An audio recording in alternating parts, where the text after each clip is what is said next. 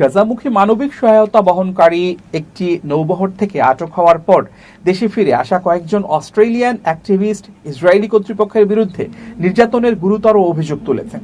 আটক হওয়া অ্যাক্টিভিস্টরা জানিয়েছেন, তারা গাজায় সহায়তা পৌঁছানোর চেষ্টা করেছিলেন এমন একটি নৌবহরের অংশ ছিলেন, যেটি আন্তর্জাতিক জলসীমায় ইসরায়েলি বাহিনী আটক করে। ওই নৌবহরে মোট 40টি দেশের প্রায় 430 জন স্বেচ্ছাসেবক ছিলেন, যার মধ্যে 11 জন অস্ট্রেলিয়ান ছিলেন। অস্ট্রেলিয়ায় ফিরে আসা কয়েকজন অ্যাক্টিভিস্ট দাবি করেন, আটক অবস্থায় তাদের মারধর করা হয়েছে এবং কিছু ক্ষেত্রে গুরুতর নির্যাতনের শিকার হতে হয়েছে।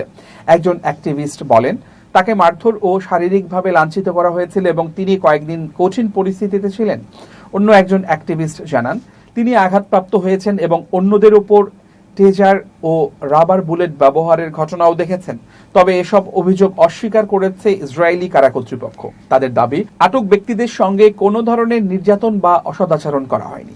এদিকে মানবিক সহায়তা সংস্থার পক্ষ থেকে বলা হয়েছে, তারা অন্তত 15টি ক্ষেত্রে যৌন নির্যাতনের অভিযোগ নথিভুক্ত করেছে বলে দাবি করেছে। ঘটনাটি আন্তর্জাতিকভাবে ব্যাপক প্রতিক্রিয়া সৃষ্টি করেছে। অস্ট্রেলিয়ার পররাষ্ট্রমন্ত্রী ঘটনাটিকে চমকে দেয়া ও অগ্রহণযোগ্য বলে মন্তব্য করেছেন।